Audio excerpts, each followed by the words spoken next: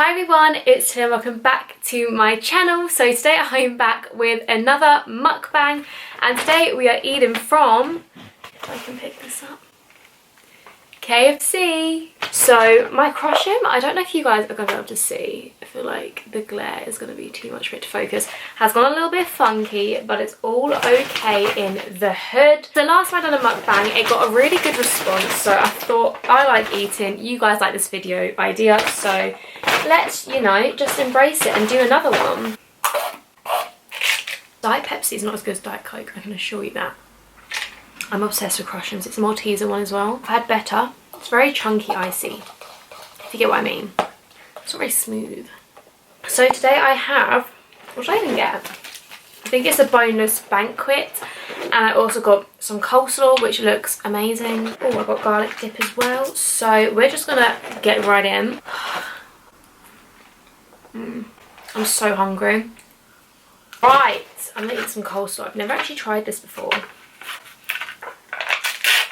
But it tastes like coleslaw, so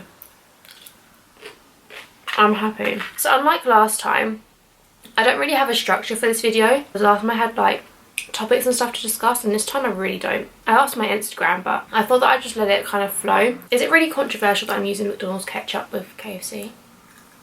I don't know. So recently, I don't know if you guys have noticed or not, but I haven't really been doing that many drive-for-me's on my channel, and it kind of makes me a little bit upset, because I feel like when I started doing my drive-for-me's, I really like came into my own on YouTube and like thought about what I wanted to do on YouTube and stuff, and I haven't really done that many recently, and I feel really bad because you guys have been asking me so much if I can do them, and I just haven't. I uploaded one today, so on Wednesday for you guys when you guys are watching this. It just reminded me how much fun I used to have with them, and I'm going to try and get one out every other week, I think. So I feel like once a week is going to be too much and you guys will just get bored of them. So that's the plan going on forward.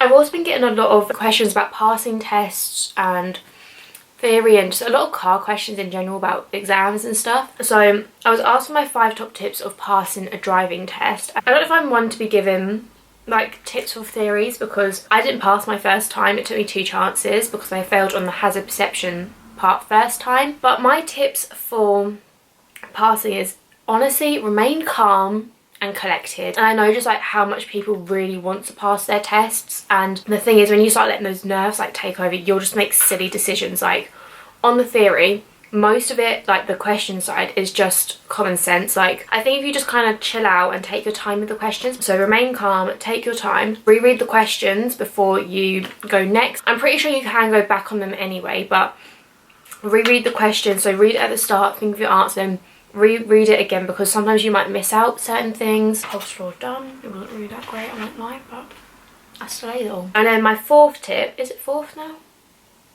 I think so, yeah. So for your hazard perception, as soon as I saw a hazard, I would click, and just before the hazard like happened or whatever, I clicked again. Obviously don't make it into a pattern though, or they will just like cancel your test because they think that you're just gonna like click on everything. That is a good tip. I think that that really helped me, you know, secure my theory the second time. I don't know how many tips that was, but I'm just gonna say that was 4 or 5. And then my top tips for your practical driving test. So I passed my driving test first time.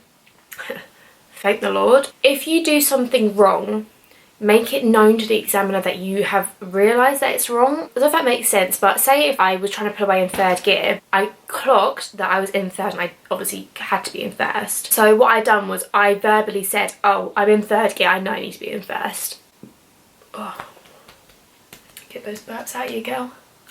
And that way, the examiner knew that I knew that I was wrong. Does that make sense? So by me saying that I know I'm wrong, I know what I need to do, then she would have given me a minor for it. Don't know if that makes sense, but that's something that I always thought like does help. This is a well soggy tube.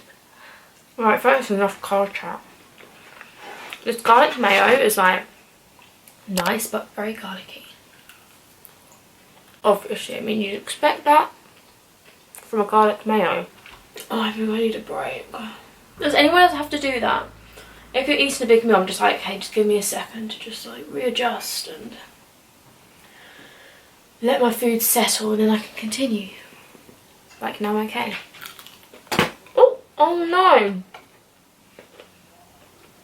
I dropped my garlic mayo. Right, let's head over to Instagram and see what you guys want me to discuss. Follow my Instagram. I'm always asking questions and stuff.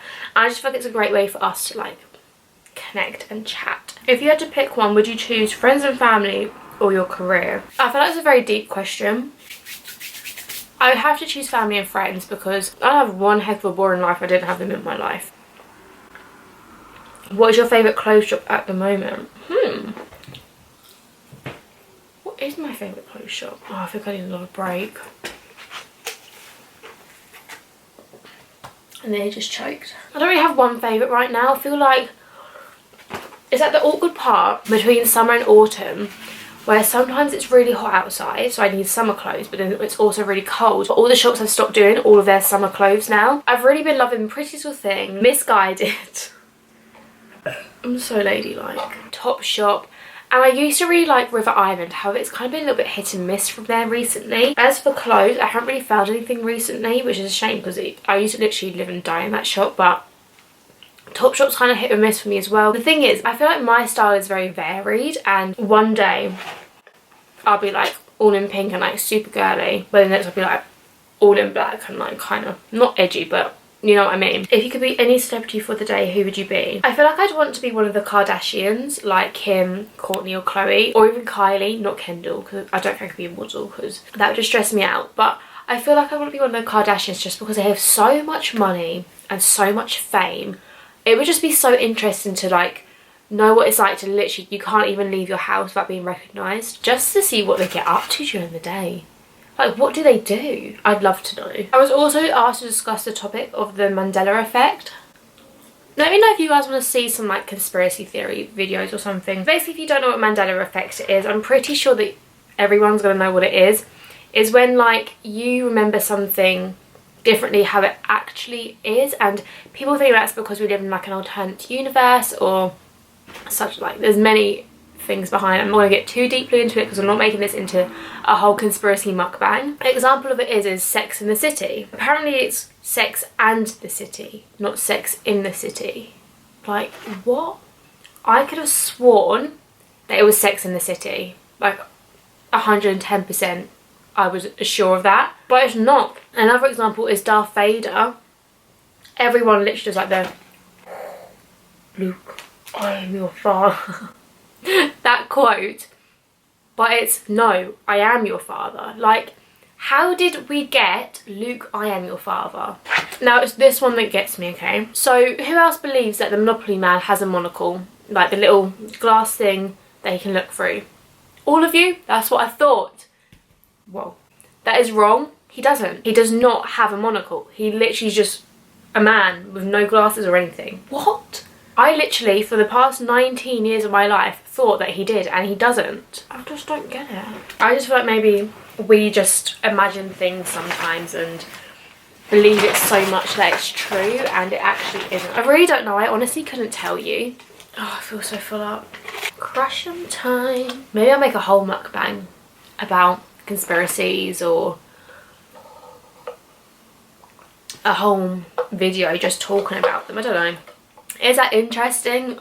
I don't know anymore. I don't know if I feel like conspiracy theories were really a thing in 2017, but now in 2018 everyone's just a little bit like, oh, whatevs, we'll just believe what we want to believe. And then the final topic I'm going to discuss, which I feel like I discussed in my last mukbang, was fake YouTubers. I always get asked this all the time, and I feel like everyone's just waiting for one YouTuber to come out and be like, hey, this person's fake, this person's fake, this person's fake, and to be honest, it's probably just not going to happen. I'm going to reiterate again. I personally haven't met any fake YouTubers, and if I don't like a YouTuber, then I just won't hang out with them. I just think that's the easiest way to get around it, and I just won't associate myself with them. Like, I personally just want to stay out of like all of the YouTube drama.